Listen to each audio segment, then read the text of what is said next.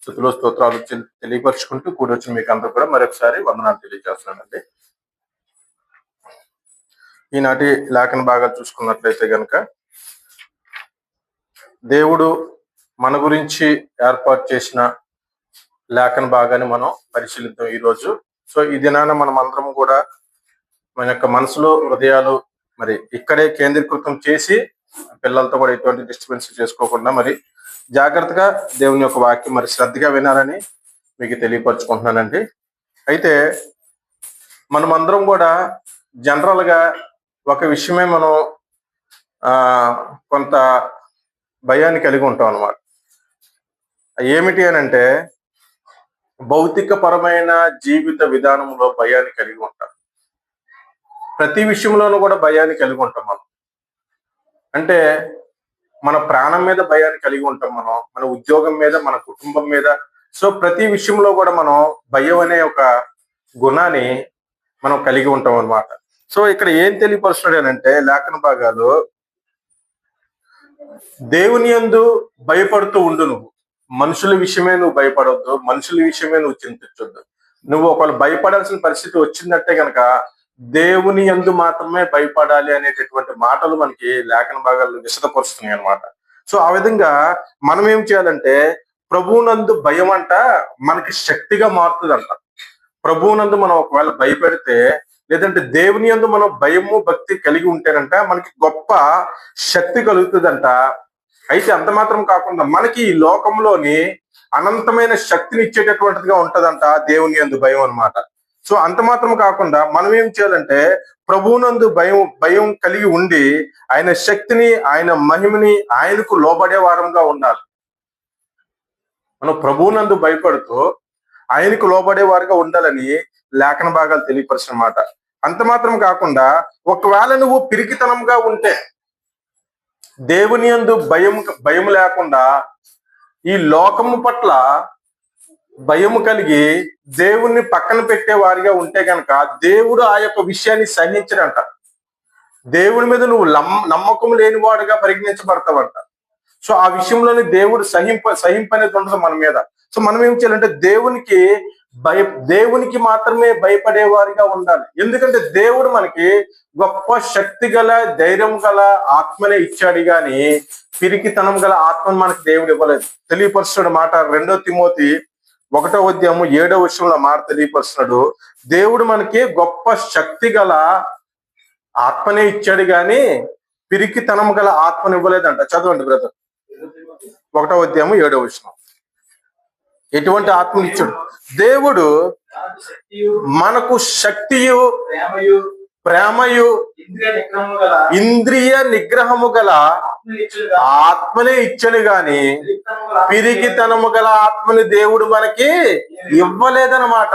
So మనం ఏం చేయాలంటే మన యొక్క ఈ భయం అనే గుణాన్ని విడిచిపెట్టి పక్కన పెట్టి దేవుడు మనకిచ్చిన గొప్ప శక్తి గల ఆత్మీయ శక్తి ఆత్మని మనం ఏం చేయాలంటే దేవుని పట్ల భయభక్తులు పరిచే విధముగా ఉండాలన్నమాట. భయభక్తులు కనపరిచే విధముగా ఉండాలని లేఖన భాగాలు తెలియపరచమాట.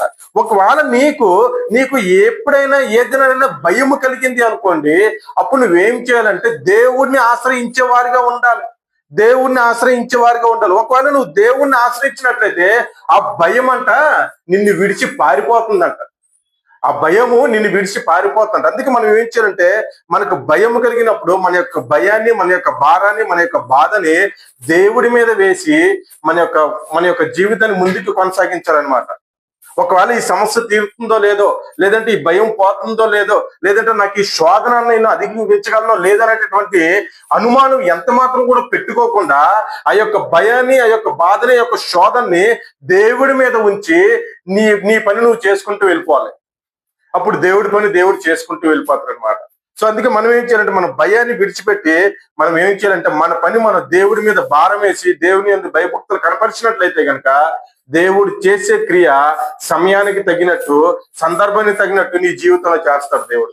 అంత గొప్ప దేవుడు మన దేవుడు అనమాట. సో అటువంటి భయాన్ని మాత్రం మనం దేవుడి పట్ల కనపరచాలి కానీ ఈ భౌతిక సంబంధమైన విషయాల మీద, భౌతిక సంబంధమైన వాటి మీద మనం ఎంత మాత్రం కూడా భయపడకూడదు. ఎందుకంటే దేవుడు మనకి గొప్ప శక్తి గల ఆత్మని ఇచ్చాడు గనక, పిరికితనం గల ఆత్మని ఇవ్వలేదు గనక మనము ధైర్యంగా ఉండాలి దేవుని పట్ల, దేవుని యందు భయం కలిగి భక్తి కలిగి ఉండాలని చెప్పి లేఖన భాగాలు తెలియపరచమాట.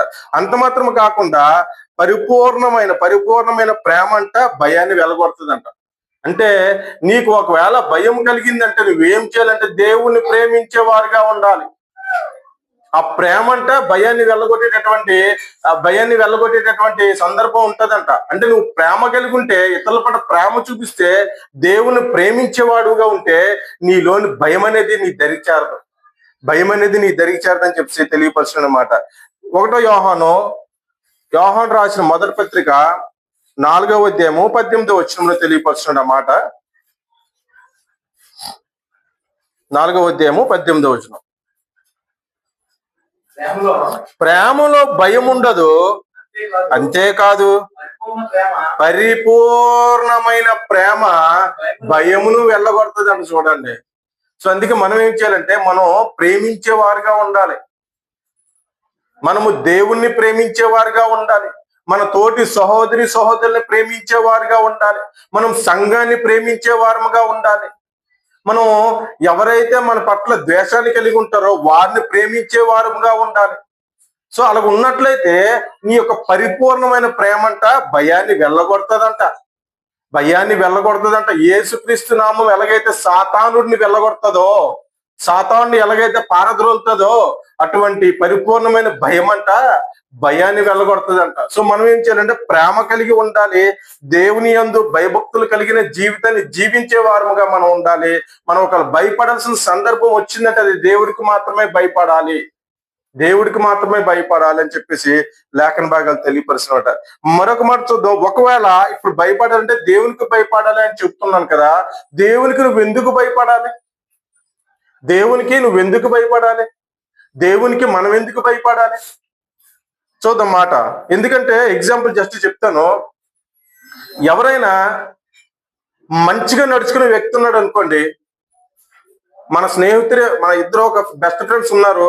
అందులో ఒక వ్యక్తి మంచిగా నడుచుకునే వ్యక్తి ఉన్నాడు, ఒక వ్యక్తి ఏమో లోకానుసారమైన అలవాటు పడిపోయిన వ్యక్తి ఉన్నాడు. కానీ వీళ్ళిద్దరు బెస్ట్ ఫ్రెండ్స్.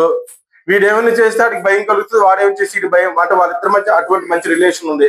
అయితే ఒక వ్యక్తి లోకంలో నడిచేటటువంటి వ్యక్తి ఏం చేస్తాడు అంటే, ఒకవేళ మద్యపానం తీసుకున్నా, లేదంటే ధూమపానం చేసినా, ఇంకేమైనా లోకపు క్రియలు చేసినా వాడు ఎవరి దగ్గర భయపడతాడు? ఈ మంచివాడి దగ్గర భయపడతాడు. ఈ నా స్నేహితుడు నన్ను మిస్అండర్స్టాండ్ చేసుకుంటాడేమో, ఈ నా స్నేహితుడు నన్ను తప్పుగా తిడతాడేమో అని భయపడతాడు. ఎందుకంటే ఈ స్నేహితుడు మంచివాడి దగ్గర ఎప్పుడు కూడా చెడ్డవాడు భయపడుతూ ఉంటారనమాట. అలాగే మనము దేవునికి ఎందుకు భయపడాలి అంటే దేవుడు మంచివాడు, దేవుడు పరిశుద్ధుడు, దేవుడు నీతిమంతుడు, దేవుడు సర్వాధిపతి. సో ఈ 4 కారణాల చేత మనం దేవుడి దగ్గర భయపడాల్సినటువంటి సందర్భం ఉందన్నమాట.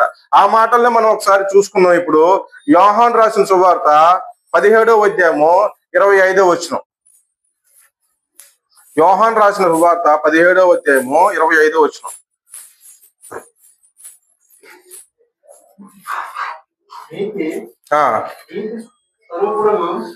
నీతి స్వరూపుడగు తండ్రి లోకము నిన్ను ఎరుగలేదు, నేను నిన్ను ఎరుగుదును. చాలండి. ఇక్కడ తండ్రి ఎటువంటి వాడు అని అంటే నీతిమంతుడు. ఆయన నీతిమంతుడు కనుక మనము ఆ నీతిమంతుడు ఎదుట భయపడాలి. తండ్రి నీతిమంతుడు గనక నువ్వు ఒకవేళ అవినీతిగా ఉంటే నువ్వు అతని పట్ల భయాన్ని కలిగి ఉండాలన్నమాట. అందుకు దేవునికి భయపడే వారముగా మనం ఉండాలి. అంత మాత్రం కాకుండా దేవుడు పరిశుద్ధుడు, పవిత్రుడంట. సో అందుకు మనం ఆయన దగ్గర భయపడే వారముగా ఉండాలి. తెలియపరుచిన ప్రకటన గ్రంథము 15వ అధ్యాయము 3-4 వచనాలు. పిల్లలు మీరు తిరగకుండా ఒక దగ్గర కూర్చోండి, డిస్టర్బెన్స్ చేయకండి. వారు ప్రభువా దేవా సర్వాధికారి నీ క్రియలు ఘనమైనవి, ఆశ్చర్యమైనవి. యుగములకు రాజా, నీ మార్గములు న్యాయములను సత్యములనై ఉన్నవి. ప్రభువా, నీవు మాత్రము పవిత్రుడవు. చాలండి. ఇక్కడ మాట ఏం తెలియపరచుడంటే, రాజా, నీ మార్గములు న్యాయములను సత్యములనై ఉన్నవి. ప్రభువా, నీవు మాత్రము పవిత్రుడవు, నీవు మాత్రము పరిశుద్ధుడవు, నీవు మాత్రము నీ మార్గములు మాత్రము న్యాయములుగా ఉన్నవని ఇక్కడ లేఖన భాగాలు తెలియపరిచినమాట. అంటే ఇక్కడ దేవుడు పరిశుద్ధుడు గనక, దేవుడు నీతిమంతుడు గనక మనము అతనికి భయపడే వారముగా ఉండాలి. ఈ దినాన్ని మనం భయపడుతున్నాం అంటే, ఎందుకు దేవునికి భయపడుతున్నాం అంటే, అతను గొప్పవాడు, అతను పరిశుద్ధుడు, అతను నీతిమంతుడు కనుక మనము అతనికి భయపడే వారంగా ఉండాలని ఈ లేఖన భాగాలు మనకు సెలవిస్తున్నాయి. ఈ లేఖన భాగాలు మనకు ఆ విధంగా సెలవిస్తున్నమాట. అంత మాత్రం కాకుండా దేవుడంట పక్షపాతి కాడంట, అంత మాత్రం కాకుండా పరాక్రమవంతుడంట. సో అందుకు మనం దేవునికి భయపడే వారంగా ఉండాలని గ్రంథాలు తెలియపరిచిన మాట, గ్రంథం తెలియపరుస్తుంది. చూసుకుందామండి. ద్వితీయోపదేశ కాండము 10వ అధ్యాయము 17వ వచనం. ద్వితీయోపదేశ కాండము 10వ అధ్యాయము 17వ వచనం. మా బ్లెస్సి, డాడీని డిస్టర్బ్ చేయకు, పక్కన కూర్చో. బ్లెస్సి, 10వ అధ్యాయము 17వ వచనం. యాలయనగా నీ దేవుడైన యెహోవా పరమదేవుడును పరమ ప్రభువునై ఉన్నాడు. ఆయనే మహాదేవుడు, పరాక్రమవంతుడు, భయంకరుడైన దేవుడు. ఆయన నరుల ముఖమును లక్ష్య పెట్టని వాడు, లంచము పుచ్చుకొనని వాడు. అటువంటి గొప్ప దేవుడు మన దేవుడు.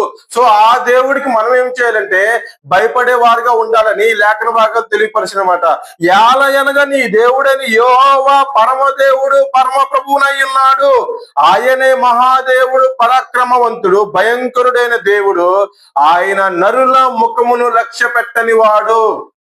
అంటే పక్షపాతి కాదు, నిన్నొకలాగా చూసేటటువంటి దేవుడు కాదు. కనుక మనము ఆయనకి భయపడే వారముగా ఉండాలి. ఆయన లంచము పుచ్చుకొని వాడు గనుక అతనికి మనం భయపడే వారుగా ఉండాలని ఈ మాట మనకి సెలవిస్తుంది అనమాట. సో ఈ మాట, ఈ యొక్క గ్రంథంలోని ఈ మాటను అనుసరించి మనం ఏం చేయాలంటే దేవునికి భయపడే వారుగా ఉండాలని ఈ యొక్క గ్రంథంలోని మాటను మనకు సెలవిస్తున్నాయి. కనుక మనం నిరంతరం కూడా దేవుని అందులో భయమును భక్తిని కనపరిచే వారంగా ఉండాలని లేఖన భాగాలు తెలియపరుచున్నమాట. అంత మాత్రం కాకుండా మన తండ్రి, మన దేవుడు క్షమించే గుణము కలవాడు కాబట్టి నువ్వు ఒకవేళ పొరపాటున ఈ లోకంలో బ్రతుకుతున్న సమయంలోనే ఏదైనా అనుకోని స్థితిలో పాపానికి గురై ఉంటే గనక నువ్వు నేరుగా భయపడకుండా దేవుని యొక్క మందిరానికి వచ్చి ఒప్పుకున్నట్లయితే గనక నిన్ను క్షమించేవాడు గనక దేవుడు తప్పకుండా నిన్ను క్షమించేటటువంటి సందర్భం ఉందని లేఖన భాగాలు తెలియపరచున్నమాట. ఈ మాట తెలియపరచిన కీర్తన గ్రంథం 130లోని, కీర్తన గ్రంథము 130వ వచనంలో తెలియపరుస్తున్నాడు, దేవుడు గొప్పవాడు, ఆయనకి క్షమించే గుణం ఉంది కనుక మనం ఏం చేయాలంటే మనం ఏమైనా పొరపాటున చేసి ఉంటే గనక దాన్ని దేవుని మందిరములోని ఆయన సమక్షంలో నువ్వు ఒప్పుకున్నట్లయితే దాన్ని క్షమించేటటువంటి గుణాన్ని కలిగిన వాడు మన దేవుడు. కనుక మనం దేవుడి దగ్గర ఎంత మాత్రం కూడా భయపడాల్సిన పరిస్థితి లేదని చెప్పేసి లేఖన భాగాలు సెలవిస్తున్నాయి మాట. చూద్దాం. అయినను జనులు నీ యందు భయభక్తులు నిలుపునట్లు నీ క్షమాపణ దొరుకును. నీకెక్కడ ఎవ్వరు నిన్ను క్షమించకపోవచ్చు. ఈ యొక్క లోకంలోని, ఈ యొక్క ప్రపంచంలో నీకు ఎక్కడ క్షమాపణ దొరకపోవచ్చు. కానీ మన దేవుడి దగ్గర మాత్రం తప్పకుండా నువ్వు క్షమాపణ గుణం అనేది ఉంటది. ఆయన నిన్ను క్షమించేవాడుగా ఉంటానని లేఖన భాగాలు. అందుకే నువ్వు దేవుని దగ్గరికి వచ్చినప్పుడు ఎంత మాత్రం కూడా భయపడకుండా నువ్వు దేవుని దగ్గరికి వచ్చి నీ యొక్క ఒప్పుకున్నట్లయితే ఆయన క్షమించే గుణం కలవాడు కనుక మనం ఆయనకి భయపడేవారుగా ఉండాలని చెప్పేసి లేఖన భాగాలు తెలియపరిచినాయి. అంత మాత్రం కాకుండా దేవుడు ఇంకో గొప్ప గుణం కలవాడు గనక ఆయన దగ్గర మనం భయపడాలి. ఎందుకంటే దేవుడు సర్వాధిపతి, సర్వ సృష్టికర్త, సర్వాన్ని సృష్టించిన వాడు ఆయనే కనుక మనము ఏదైనా పరిస్థితిలోని పాపము రిపీటెడ్ గా లోకానుసారమైన జీవితం జీవించినట్లయితే, ఆయన ఆజ్ఞలను అతిక్రమించినట్లయితే కనుక దేవుడికి ఒక శక్తి ఉంది. ఆ శక్తి ఎటువంటిదంటే నిన్ను నరకంలోకి పంపించేటటువంటి శక్తి కూడా దేవుడి దగ్గర ఉందని చెప్పి లేఖన భాగాలు తెలిసినాయి. ఆ దినాన సాతానుని ఎలాగైతే నరకంలోకి త్రోసివేయబడ్డాడో దేవుని చేత, ఆ దినాన సాతాను ఎలాగైతే నరక అగ్నిలోకి ఎలాగైతే త్రోసివేయబడ్డాడో ఆ విధంగా అటువంటి గొప్ప శక్తి దేవుడి దగ్గర ఉంది. కాబట్టి మనం ఏం చేయాలంటే దేవునికి భయపడే వారుగా ఉండాలి, ఆజ్ఞలు అనుసరించి నడుచుకునే వారుగా మనం ఉండాలని లేఖన భాగాలు తెలియపరుచున్నమాట. లూకా సువార్త 12వ అధ్యాయము 5వ వచనంలో తెలియపరుస్తున్నాడు.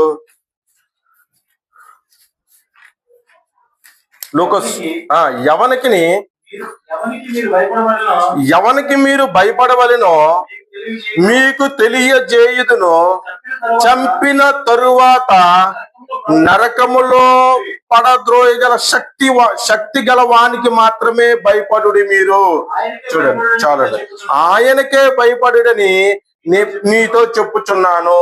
అంటే మన దేవుడు మనం ఏమైనా పొరపాటు చేస్తే నరకంలోకి పంపించేటటువంటి గొప్ప శక్తి గల దేవుడు కనుక నువ్వు ఆయనకి భయపడాలి. నేను మనమందరం కూడా ఆయనకి భయపడే వారంగా ఉండాలని లేఖన భాగాలు తెలియపరచమాట. మరొక మాట చూసుకున్నట్లయితే మనమందరం కూడా దేవునికి మాత్రమే భయపడే వారంగా ఉండాలి. మనమందరము దేవునికి మాత్రమే భయపడే వారంగా ఉండాలని ప్రకటన గ్రంథము 14వ అధ్యాయము 7వ వచనంలో తెలియపరుస్తున్నాడు. ఈ మాటలు గురువారం జరిగిన జూమ్ గ్రూప్ లో చెప్పడం జరిగినాయి కొన్ని మాటలు. ప్రకటన గ్రంథము 14వ అధ్యాయము 7వ వచనం. 14:7 అమ్మా. అతడు మీరు దేవునికి భయపడి ఆయనను మహిమపరచుడి, ఆయన తీర్పు తీర్చు గడియ వచ్చును గనుక ఆకాశమును భూమిని సముద్రమును గొప్ప స్వరముతో చెప్పగా వింటుంది. అంటే ఇక్కడ దేవునికి మాత్రమే భయపడాలి నేను అనేటటువంటి మాట ఇక్కడ తెలియపరుస్తుంది లేఖన భాగాల్లోని. యోహానుకు కలిగిన దర్శనం ద్వారా తెలియపరుస్తున్నాడు. అతడు మీరు దేవునికి భయపడుడి, ఆయన్ని మాత్రమే మహిమపరచుడి. మనమందరం కూడా దేవునికి మాత్రమే భయపడే వారంగా ఉండాలి, ఆయన్ని మాత్రమే మహింపరిచేవారుగా ఉండాలని లేఖన భాగాలు తెలియపరిచినమాట. సో మనమందరం కూడా ఈ దినాన నీనా బ్రతుకులందరూ కూడా మనమందరం కూడా ఏం చేయాలనంటే దేవునికి భయపడే వారుగా ఉండాలని ఈ లేఖన భాగాలు సెలవిస్తున్నాయి.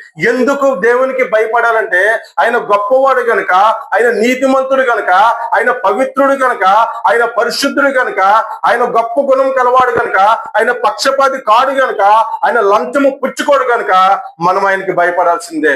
కానీ ఆయన ఏ క్రియలైతే ఆయన దగ్గర ఉన్నాయో వాటన్నిటికీ ఆపోజిట్ క్రియలు మన దగ్గర ఉన్నాయి. అందుకే మనం ఆయనకి భయపడాలి. మనం పరిశుద్ధంగా జీవించగలమా? ఈ లోకంలో నీతిమంతులుగా జీవించగలమా? లంచం పుచ్చుకోకుండా జీవించగలమా? ఈ శరీర క్రియలు అంటించుకోకుండా జీవించగలమా?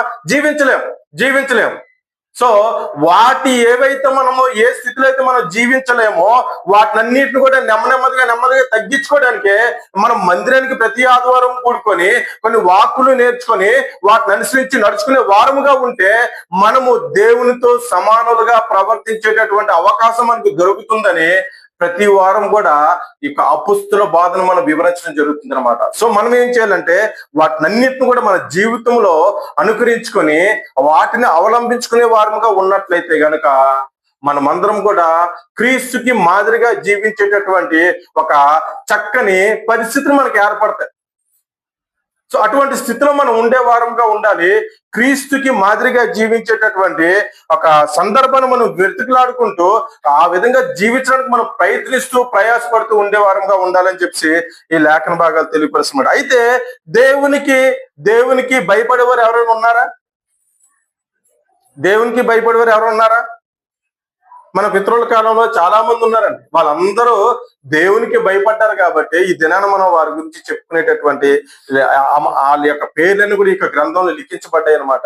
సో మనము ఏం చేయాలంటే వారిని అనుసరించి వారిని మాదిరిగా తీసుకుంటూ మనమందరం కూడా దేవునికి భయపడే వారంగా జీవించాలని చెప్పి మీకు తెలియపరచడం. కొన్ని మాటలు చూద్దాము. కొంతమంది భక్తుల్ని మనం చరిత్రలోకి వెళ్ళినట్లయితే కొంతమంది భక్తుల్ని చూద్దాం. మనం దేవునికి భయపడ్డ వారిని సహోదరుడు చదివారు. అది ఆదికాండము 22వ అధ్యాయము 12వ వచనము మాట చూద్దాం.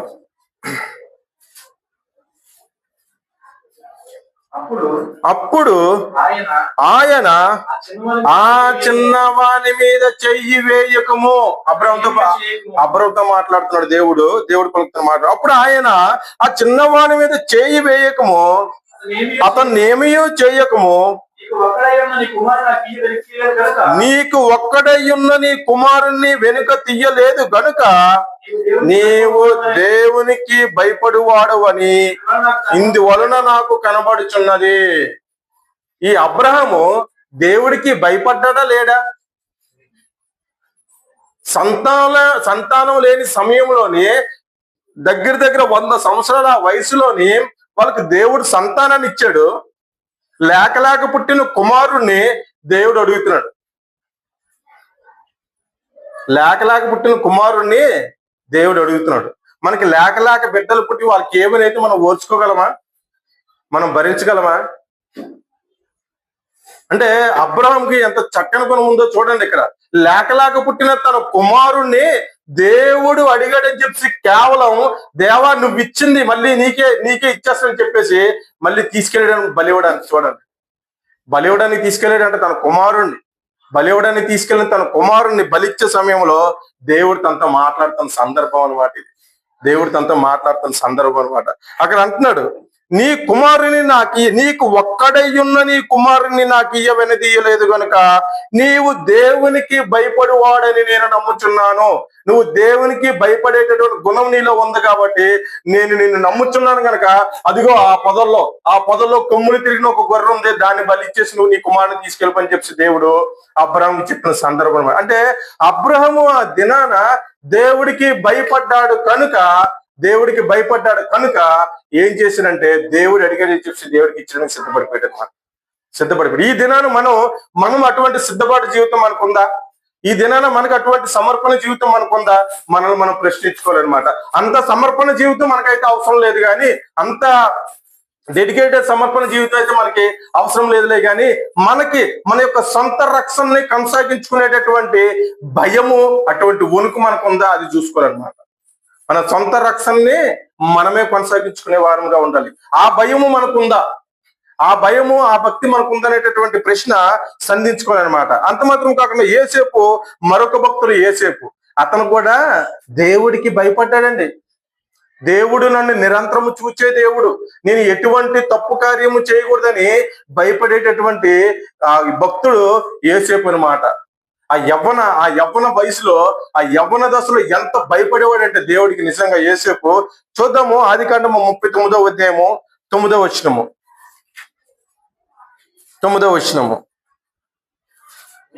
నీవు అతన్ని భార్య అయినందున నిన్ను తప్ప మరి దేనిని నాకు అప్పగింపై ఉండలేదు, కాబట్టి నేనెట్లు ఇంత ఘోరమైన దుష్కార్యము చేసి దేవునికి విరోధంగా పాపము కట్టుకుందునని తన యజమాని భార్యతో అనెను. ఈ స్టోరీ మనకందరికి తెలిసిందే.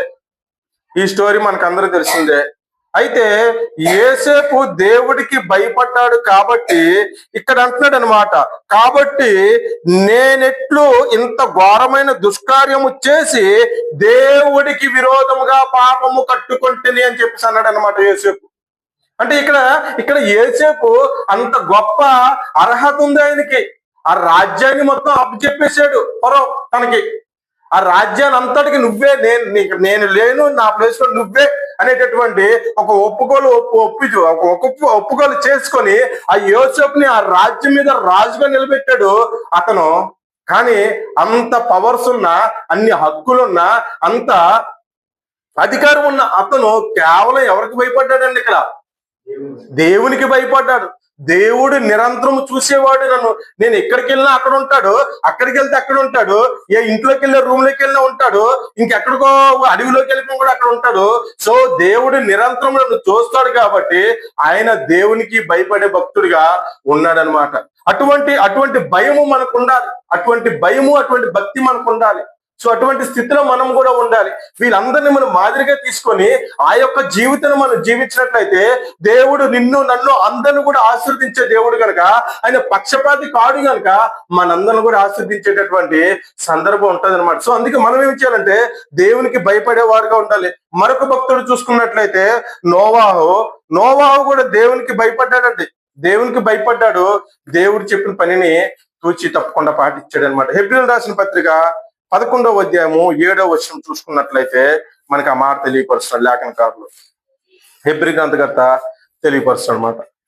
హెబ్రీయులకు రాసిన పత్రిక 11వ అధ్యాయము 7వ వచనం. విశ్వాసమును బట్టి నోవాహు అది వరకు చూడని సంగతుల గురించి దేవుని చేత హెచ్చరించబడి భయభక్తులు గలవాడే ఒక వాడను సిద్ధం చేసుకుంది అనమాట. ఇక్కడ నోవాహు ఏం చేశాడనంటే దేవునికి భయపడి దేవుని చేత హెచ్చరింపబడి భయభక్తులు గలవాడే తన ఇంటి వారి రక్షణ కోసం ఒక వాడని ఏర్పాటు చేసుకున్నాడు అనమాట నోవాహు. సో అటువంటి భయభక్తులు కలిగిన జీవితం నీకుందా? ఈ దినాన ఈ సువార్తికుల ద్వారా నీకు ఎన్నో హెచ్చరిక మాటలు జరుగుతున్నాయి కదా, నీకు ఎన్నో హెచ్చరిక వాక్యాలు వస్తున్నాయి కదా. మరి వాటిని హెచ్చరికగా తీసుకొని నువ్వు మారేటటువంటి సందర్భం ఉందా?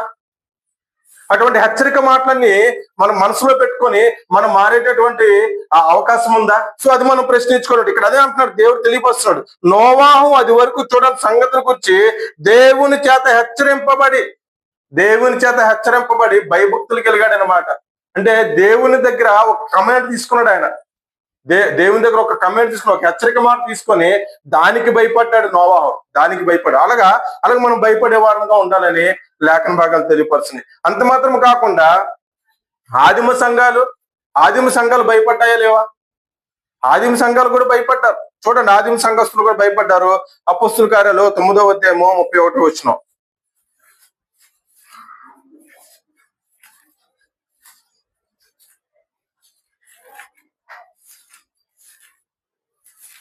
సహోదరులు దీన్ని తెలుసుకొని 39:31 అమ్మా. కావున యోదయ గలిలయ సమరయ దేశములు అంతటా సంఘము క్షేమాభివృద్ధి నొందుచు సమాధానము కలిగి ఉండను. మరియు ఆదిమ క్రైస్తవులంట ప్రభువునందు భయమును పరిశుద్ధాత్మ ఆదరణను కలిగి నడుచుకొనిచు విస్తరించి ఉండేనంట. అంటే ఆదిమ క్రైస్తవులు, ఆదిమ సంఘస్థులు ప్రభువునందు భయపడుతూ ఉన్నారు వాళ్ళు నిరంతరం కూడా. సో ఈ దినాన మనము భయపడుతున్నామా లేదంటే ఈ లోకపు ఆశలకి, ఈ లోకపు క్రియలకి, ఈ లోకపు ఆలోచనకి మనకు లోబడి దేవుని విస్మరించే వారముగా మనం ఉన్నామా, లేదంటే దేవునికి భయపడే వారముగా ఉన్నామా మనం ప్రశ్నించుకోవాలన్నమాట. సో మనమందరం ఏం చేయాలంటే దేవునికి భయపడేవారుగా ఉండాలి. మన పూర్వీకులు ఎలాగైతే దేవునికి భయపడ్డారో, మన పూర్వీకులు ఎలాగైతే దేవుని యందు భయభక్తులు కలిగి ఉన్నారో, మనము కూడా దేవునికి భయపడే వారంగా ఉన్నట్లయితే దేవుడు మనకి ఎన్నో మేలుకరమైన విషయాలు, ఎన్నో మేలుకరమైన క్రియలు మన జీవితంలో చేస్తాడని చెప్పేసి ఈ లేఖన భాగాలు తెలియపరచమాట. అటువంటి గొప్ప మేలులు, అటువంటి గొప్ప క్రియలు మన జీవితంలో ఏమేమి చేస్తాడో మనం చూద్దాం. ఈ దినాన చూద్దాం మనం. సామెతల గ్రంథము 9వ అధ్యాయము 10వ వచనం. అమ్మా బ్లెస్సి డిస్టర్బ్ చేయకి డాడీని.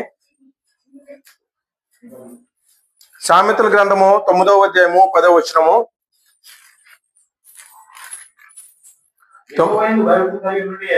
యెహోవా యందు భయభక్తులు కలిగి ఉండుటయే జ్ఞానమునకి మూలం అన్నమాట. చూడండి, అటువంటి గొప్ప జ్ఞానాన్ని నీకు ఇస్తాడు. ఎందుకు ఇస్తాడు, ఎప్పుడు ఇస్తాడంటే ఆయన యందు భయభక్తులు కలిగితే నీకు అటువంటి గొప్ప జ్ఞానం అప్పుతుంది. అంటే మొదటి ఆశీర్వాదం, నువ్వు నీ యొక్క జీవితంలో మంచిగా ఎదగడానికి, నీ యొక్క జీవితంలో ఉన్నతమైన స్థితిలో ఉండడానికి నీకు ముఖ్యమైన అంశము, ముఖ్యమైన గుణము జ్ఞానము. ఆ యొక్క ఆశీర్వాదం దేవుడు నీకు ఇస్తానంటున్నాడు. అది ఎందుకు ఇస్తాడంటే దేవుని యందు భయభక్తులు కలిగి ఉన్నట్లయితే గొప్ప జ్ఞానమును నువ్వు సంపాదించుకున్న వాడు అవుతావు అనమాట. నువ్వు యొక్క లోకంలోని ఏదో కనిపెట్టాలి, ఏదో ఇచ్చేయాలి, ఏదో ఇన్నోవేషన్ చేయాలని ఆలోచించాల్సిన అవసరం లేదు. కానీ మొదటగా నువ్వు దేవుని యందు భయభక్తులు కలిగి ఉండు, ఆటోమేటిక్ గా అది నీకు జ్ఞానంగా కన్వర్ట్ అయిపోతుంది అనమాట. అదే తెలియపరుచిన లేఖనకారులు, యెహోవా యందు భయభక్తులు కలిగి ఉండుటయే జ్ఞానమునకి మూలము. ఎంత మించిన జ్ఞానం ఇంకేమి లేదండి. ఇంత మించిన నాలెడ్జ్ ఇంకేమీ లేదండి. ఆయన ఎందుకు భయభక్తులు కలిగి నువ్వు జీవించినట్లయితే అదే నీకు గొప్ప జ్ఞానం అని చెప్పేసి లేఖన భాగాలు తెలియపరుస్తాడు. అటువంటి గొప్ప ఆశీర్వాదాన్ని దేవుడు నీకు ఇస్తానంటున్నాడు. చూడండి, మరి అటువంటి గొప్ప ఆశీర్వాదం మనం తీసుకోవద్దా? అటువంటి గొప్ప ఆశీర్వాదాన్ని మనం పొందుకోద్దా? అటువంటి గొప్ప జ్ఞానాన్ని మనం పొందుకోద్దా? అటువంటి గొప్ప జ్ఞానాన్ని దేవుడు ఇస్తానన్నాడు, కేవలం ఆయన యందు భయభక్తులు కలిగి ఉండుట ద్వారా మాత్రమే. అదొకటి. మరొకటి చూసినట్లయితే గనక మరొక గొప్ప ఆశీర్వాదము తెలియపరుస్తున్న కీర్తన గ్రంథము 19వ అధ్యాయము 9వ వచనము. మరొక గొప్ప ఆశీర్వాదం ఏంటో చూద్దాం. 19:9. యెహోవా యందైన భయము పవిత్రమైనది, అది నిత్యము నిలుచును. చూడండి, మరొక ఆశీర్వాదం దేవుడు నీకు చెప్తున్నాడు. ఏమిటి అనంటే, నీకు పవిత్రుడుగా అవుతావు, అది నిత్యము నీ యందే నిలిచి ఉంటది ఆ పవిత్రత అని చెప్పేసి ఇక్కడ తెలియపరుస్తాడు అనమాట. యెహోవా యందైన భయము పవిత్రమైనది, అది నిత్యము కూడా నిలిచును అని చెప్పేసి తెలియపరుస్తాడు. అంటే దేవుడు ఈ దినాన, దేవుడు ఈ రోజున నా ద్వారా మరి యొక్క ఆశీర్వాదం నీకు తెలియపరుస్తున్నాడు. అది ఏమిటి అంటే, పవిత్రుడివి అవేలాగా ఉండాలి అని అంటే, నువ్వు పవిత్రుడిగా ఉండాలంటే, నువ్వు పవిత్రురాలుగా ఉండాలంటే దేవుని యందు భయభక్తులు కలిగి ఉండాలని చెప్పేసి ఈ లేఖన భాగాలు తెలియపరుచిన మాట. సో అందుకే అంటున్నాడు, యెహోవా యందైన భయము పవిత్రమైనది, అది దేవుని యందు నిత్యము నిలిచునని చెప్పేసి తెలియపరుస్తున్నాడు. అంత మాత్రం కాకుండా మరొక ఆశీర్వాదం నీకు ఇస్తున్నాడు. హెబ్రీయులు రాసిన పత్రిక 12వ అధ్యాయము 28-29.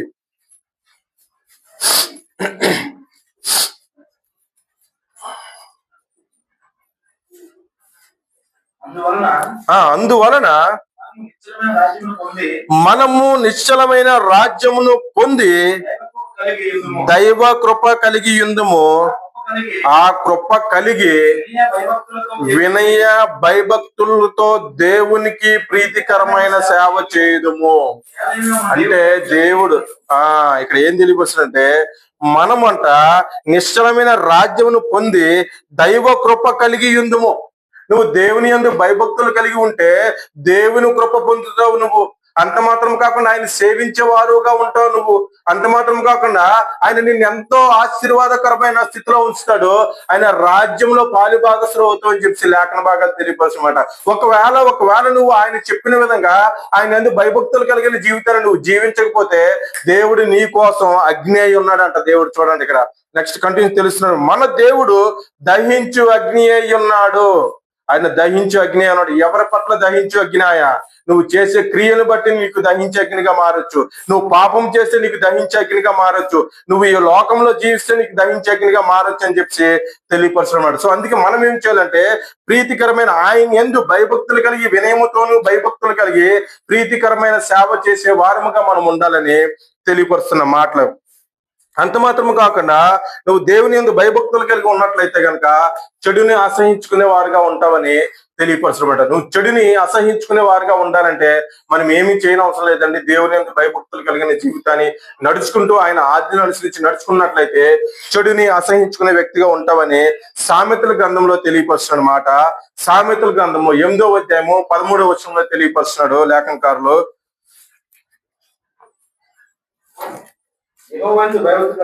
యెహోవా యందు భయభక్తులు కలిగి ఉండుట చెడుతనం అసహించుకున్నటే. ఆయన యందు భయభక్తులు కలిగి ఉంటే నువ్వు చెడుని అసహించుకున్న వాడు అవుతావు. నువ్వు చెడుని సపరేట్ గా అసహించుకోవాల్సిన పని లేదు. ఆయన యందు భయభక్తులు కలిగి జీవించు, ఆయన యందు నమ్మిక ఉంచి జీవించు, ఆయన యందు విశ్వాసం ఉంచి జీవించు, ఆయన పట్ల భయాన్ని ప్రదర్శించు. నువ్వు చెడుని విసర్జించిన వాడు అవుతావు. ఆయన పట్ల భయాన్ని ప్రదర్శించడం అంటే, ఆయన పట్ల భయాన్ని కనపరచడం అంటే మరేమో కాదండి. దేవుడు పెట్టిన ఆజ్ఞలను అనుసరించి నడుచుకునే వారంగా ఉండాలి. సంఘ కార్యక్రమాల్లోని చురుగ్గా పాల్గొనే వారంగా ఉండాలన్నమాట. ఎందుకంటే దేవుడు తన గొప్ప జ్ఞానాన్ని సంఘం ద్వారా జనాలకి విశదపరుస్తున్నాడు కాబట్టి సంఘంలో ఏది జరిగినా కూడా మనం ముందుండే వారంగా ఉండాలి. ఎందుకంటే ఆయన రాజ్యమే ఆయన సంఘం, ఈ సంఘమే ఆయన రాజ్యం అని తెలియపరుస్తున్నాడు కాబట్టి నువ్వు అక్కడ భయపడే వాడుగా ఉండాలి అంటే సంఘ నియమ నిబంధనలకి అనుగుణంగా ఉండాలి. సంఘ నియమ నిబంధనలకి నిబద్ధత కలిగి ఉండాలని తెలియపరుస్తుంది మాట. మరొక మాట, మన సొంత రక్షణను భయముతోనూ వణుకుతోనూ కొనసాగించాలంట. ఫిలిప్పీయులకు రాసిన పత్రిక 2వ అధ్యాయము 12వ వచనంలో తెలియపరుస్తుంది ఆ మాట. ఈ మాట చూసుకొని మనం మిగుంపు మాటలోకి వెళ్ళిపోదామండి. 2వ అధ్యాయము 12వ వచనము.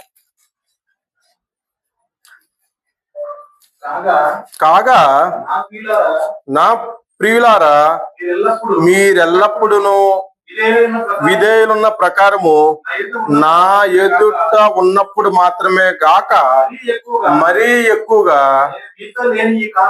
నేను మీతో లేని ఈ కాలమందును భయముతోను వణుకుతోను అది మాట. అంటే మనం ఏం చేయాలంటే ఆయన ఉన్నాడని ఒకలాగా, ఆయన లేడని ఒకలాగా మనం ప్రవర్తించకూడదు. మనం ఏం చేయాలంటే నేను మీతో లేని ఈ కాలమందు భయముతోను వణుకుతోను మీ సొంత రక్షణని కొనసాగించుకోవాలంట. సో మన యొక్క సొంత రక్షణకి ఎవరండి బాధ్యులు? ఇప్పుడు నేను నరకంలోకి వెళ్ళిపోతున్నాను అంటే దానికి రెస్పాన్సిబుల్ ఎవరు? అది మనకు వచ్చి ఎవరో మనం చేయి పట్టుకుని వెనక్కి తీసుకెళ్ళరండి. కొన్ని ప్రిలిమినరీ స్టేజెస్ అంటారు కదా. అంటే పిల్లలు స్కూల్కి వెళ్ళేటప్పుడు ఏం చేస్తాం? మొదట్లో స్కూల్కి వెళ్ళినప్పుడు చేయి పట్టుకొని లాక్కెళ్ళి తీసుకెళ్లి స్కూల్లో జాయిన్ చేస్తాం. అది ఎన్నాళ్ళ వరకు? కొన్ని దినాల వరకే. వారికి అలవాటు అయ్యేంత వరకు, లేదా సహోదరులు చెప్పినట్టు, లేదా వాళ్ళకి జ్ఞానం అభివృద్ధి, అంటే ఇది నేను చదువుకోవాలి, ఇది నాకు అవసరం అని తెలుసుకున్నంత వరకే. ఆ తర్వాత చేయి పెట్టి లాక్కెళ్ళడానికి వాళ్ళకి ఏం చిన్నపిల్లల? చేయి పెట్టి తీసుకెళ్ళడానికి వాళ్ళకి ఏమైనా ఇంకా జ్ఞానం లేదా? సో అలాగే మనం ఏం చేయాలంటే మన సొంత రక్షణని మనమే కొనసాగించుకోవాలి. మనకి తీసుకురావాల్సినంత వరకు తీసుకొచ్చే బాధ్యత మనది. ఇగో ఒక అన్యుణ్ణి, లేదంటే ఒక దేవుని నమ్ముకునే వ్యక్తిని మందిరంలోకి తీసుకొని కూర్చోపెట్టే బాధ్యత మీద అయి ఉండొచ్చు. కానీ వాళ్ళు నిజం తెలిసిన తర్వాత, సత్యం ఎరిగిన తర్వాత వాళ్ళ రక్షణని వాళ్ళే కొనసాగించాలి. మరెవరు కూడా ఇంకా కొనసాగించలేరు. సో అందుకే మనం ఏం చేయాలంటే మన రక్షణకి, నా సొంత రక్షణకి నేనే బాధ్యుడిని, దాన్ని భయంతోనూ వణుకుతోనూ ఆ యొక్క రక్షణని కొనసాగించే వారిగా ఉండాలని తెలియపరుస్తున్నమాట. ఈ దినాన ఫర్ ఎగ్జాంపుల్ మనం ఉన్నాం ఇక్కడ, సోమేష్ ఉన్నాడు, లేదా శాంసన్, వీళ్ళందరూ ఉన్నారు. ఎవరి కాలికి మనసులో అనుకొని ఇది మన భయం కలిగి, దేవుని మందిరము దేవుని యొక్క సన్నిధి కాబట్టి మనం సమయానికే వచ్చేయాలి, దేవుని యొక్క సంఘ కార్యక్రమంలో చురుగ్గా పాల్గొనేటటువంటి ఆలోచన ఎవరికాలకి ఇండివిజువల్ గా ఉండాలన్నమాట. అది ప్రతిదీ మనం స్కూల్ ఫీడ్ చేసేటటువంటి సందర్భం కాదు. అంత మాత్రం కాకుండా ఇంకా బాప్తిసం తీసుకోలేని పరిస్థితిలో ఉన్నారా? ఇంకా వాక్యం అర్థం కాని స్థితిలో ఉన్నారా? వాక్యం అర్థం కాకపోతే అడిగి తెలుసుకునే వారంగా ఉండాలి.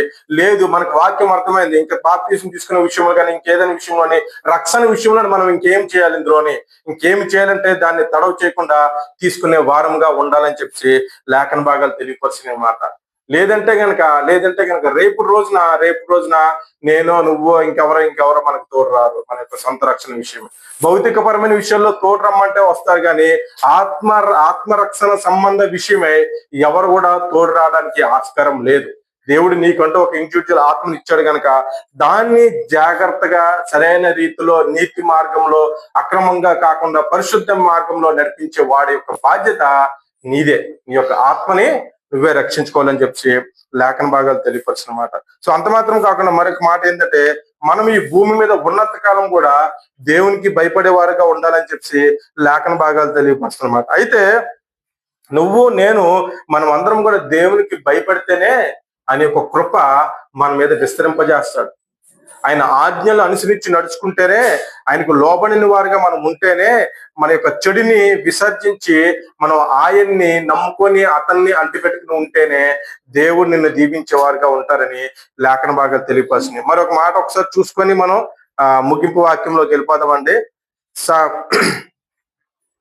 కీర్తన గ్రంథము 103వ అధ్యాయము 11వ వచనం.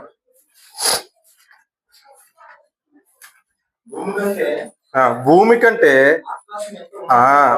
ఆకాశం ఎంత ఉన్నతంగా ఉన్నదో చూడండి, ఎంత చక్కని మాట తెలియపరుస్తున్నాడు లేఖనకారులు.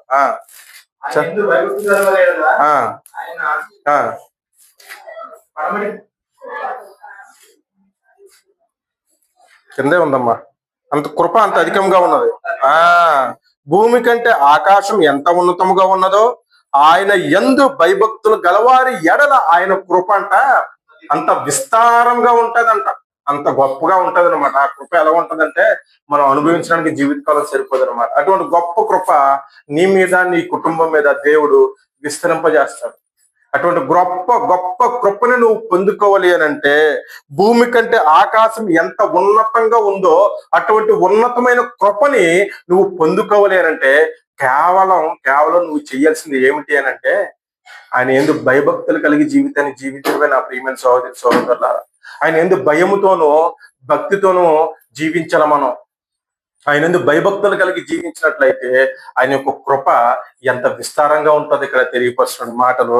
అంత మాత్రం కాకుండా 13వ వచనంలో చూసుకున్నట్లయితే, తండ్రి తన కుమారుని ఎడల జాలిపడినట్లు యెహోవా తన యందు భయభక్తుల గలవారి ఎడల నిరంతరము కూడా జాలిపడేవాడిగా ఉంటాడు మన దేవుడు. ఒకవేళ నువ్వు అనుకోని పరిస్థితుల్లో ఏవైనా పాపం చేసుంటే, ఒకవేళ నువ్వు అనుకోని పరిస్థితుల్లో ఏదైనా ఈ లోకంలో ఇరుక్కొని ఉంటే, అనుకోని పరిస్థితులు ఈ లోకంలో మలినాలు నీకు అంటుకొని ఉంటే గనక, దేవుడు నమ్మదగిన వాడు, నీతిమంతుడు గనక ఆయన నిరంతరము కూడా మన మీద జాలిపడి మన యొక్క పాపములన్నిటిని కూడా పరిష్కరించే గొప్ప దేవుడు మన దేవుడు. అటువంటి గొప్ప దేవుడి దగ్గర మనం బ్రతుకుతున్నాం. అటువంటి గొప్ప దేవుడిని మనం నమ్ముకున్నాం కాబట్టి మొదటగా నువ్వు నేను మనమందరం కూడా ఏం చేయాలనంటే ఆయన ఎందు భయభక్తులు కలిగి ఆయన కృపను పొందుకునే వారంగా ఉండాలని చెప్పి లేఖన భాగాలు తెలుపు. చివరిగా యెషయా గ్రంథము 43వ అధ్యాయము 18-19 వచనాలు చూసుకున్నట్లయితే, మన దేవుడు ఆయన ఎందు భయభక్తులకి మునుపటి వాటిని జ్ఞాపకము చేసుకొనకుడి, పూర్వకాలపు సంగతులను తలంచుకొనకుడి. ఇదిగో నీ జీవితంలో దేవుడు ఒక నూతన క్రియ చేయబోతున్నాడు, ఇప్పుడే అది మొలుస్తుంది, మీరు దాన్ని ఆలోచింపరా. అదండి, అది గొప్ప దేవుడు ఏం చెప్తున్నాడనంటే, ఇదిగో నేను ఒక నూతన క్రియ నీ జీవితంలో చేస్తున్నాను, ఇదిగో నేను ఒక నూతన క్రియ నీ కుటుంబంలో చేస్తున్నాను, దాన్ని మొదట ఆలోచించు, దాని గురించి ఆలోచించు. అది ఎటువంటి క్రియ అనంటే, ఎటువంటి నూతన క్రియ అంటే, నేను అరణ్యంలో త్రోవ కలుగ చేస్తున్నాను. ఒకవేళ నీ యొక్క జీవితం శోధనకరమైన పరిస్థితిలో ఉందా, ఒకవేళ నీ జీవితం అనుమానాస్పద స్థితిలో ఉందా, లేదంటే నీ జీవితంలోనే నువ్వు ఎటు పెళ్లాలో తోచిపోవట్లేదా నీకు, అటువంటి పరిస్థితిలో కూడా దేవుడు నీకు చక్కని మార్గాన్ని ఏర్పాటు చేస్తాను అంటున్నాడు అనమాట. నేను అరణ్యంలో త్రోవ కలుగ చేస్తున్నాను. నీ కుటుంబంలో నీ వేదనకరమైన శోధనకరమైన లేదంటే సాతాను శక్తులతో పీడించబడుతుందా, ఇదిగో నేను నీకు చక్కని మార్గాన్ని స్థిరపరుస్తున్నాను, చక్కని మార్గాన్ని ఏర్పరుస్తున్నాను. ఎడారిలో నదులు పారజేస్తున్నాను. ఒకవేళ మూడు బారిపోయిన నీ జీవితంలోని నేను మళ్ళీ జీవాన్ని పోస్తాను, మళ్ళీ జీవాన్ని ఇస్తానని చెప్పి ఇక్కడ లేఖన భాగాలు తెలియపరుస్తున్నాను. అటువంటి గొప్ప దేవుడు మన దేవుడు. సో ఆయన యందు భయభక్తులు కలిగి మనం జీవించాలి. ఆయన యందు భయభక్తులు కలిగి జీవించినట్లయితే దేవుడు నీ కుటుంబంలోను కూడా నా కుటుంబంలోను కూడా ఎన్నో మేలులు చేసేవాడిగా ఉంటాడు దేవుడు. అటువంటి గొప్ప దేవుడు మనం విస్మరించే వారిగా ఉండకుండా ఆయన యందు భయభక్తులు కలిగి జీవితాన్ని జీవించే వారముగా ఈ దినాన్ని మనం అందరం కూడా మెలగాలని, ఆ విధమైన జీవితాన్ని మనం కొనసాగించాలని చెప్పి ఒక విధి రూపంగా చెప్తున్నాడు దేవుడు. ఇది విధి, ఇది స్టాండర్డ్, ఇది రూల్, నువ్వు పాటించాలంటే వేరే ఆప్షన్ లేదనే విధంగా చెప్తున్నాడు దేవుడు. ఆ చివరి మాట చూసి మన యొక్క వాక్య భాగం ముగించుకుందాం. ప్రసంగి గ్రంథము 12వ అధ్యాయము చివరి మాట, అది 12వ అధ్యాయం చివరి అధ్యాయము చివరి నుంచి పై మాట 13వ మాట. చూడండి, ఇదంతయు వినిన తరువాత తేలిన ఫలితార్థం ఏమనగా, అదండి మాట చదవండి. విధి, ఇదే విధి, సింపుల్. చాలు ఇక్కడ తెలియపరిచేస్తున్నాడు లేఖనకారులు. ఏమంటున్నాడంటే, ఇది అంతయు వినిన తర్వాత తేలిన ఫలితార్థం ఏమనగా, దేవుని యందు భయభక్తులు కలిగి ఉండుటయే విధి. ఇదే rule, there is no option. ఇప్పుడు నువ్వు నేను మనమందరం కూడా దేవుని యందు భయభక్తులు కలిగే వారుగా ఉన్నామా లేదా ప్రశ్నించుకోవడం. ఎందుకంటే ఇది స్టాండర్డ్ చేశాడు దేవుడు. దీనికి ఇంకా తొడపడాలు, చెరపడాలు, కలపడాలు, తీయడాలు ఏమి లేవు. ఇంకా విధి ఇంకా స్టాండర్డ్ చేశాడు. దేవుని యందు భయభక్తులు కలిగి ఉండి ఆయన కట్టడలను అనుసరించి నడుచుండవలను, ఇది ఏ మానవ కోటికి ఒక విధి. సో మనమందరం కూడా ఈ విధిని అనుసరించే వారంగా ఉండాలని చెప్పేసి, ఈ యొక్క ఆయన యందు భయభక్తులు కలిగిన జీవితాన్ని జీవించే వారంగా ఉండాలని చెప్పేసి ఈ కొన్ని మాటలు, మరి ఇటువంటి మాటలు మీకు హెచ్చరిస్తూ నన్ను నేను హెచ్చరించుకుంటూ మనమందరం కూడా ఈ దినాన ఆయన యందు భయంతోనూ భక్తితోనూ మన యొక్క సొంత రక్షణని కొనసాగించుకున్న వారంగా ఉండాలని చెప్పి నన్ను నేను తెలియపరుచుకుంటూ ఈ యొక్క మాటలు ఇంతటితో ముగిస్తున్నాను. మరి ఇప్పటి వరకు శ్రద్ధగా మీకు అందరూ కూడా వందనాలు తెలియజేసుకుంటాను.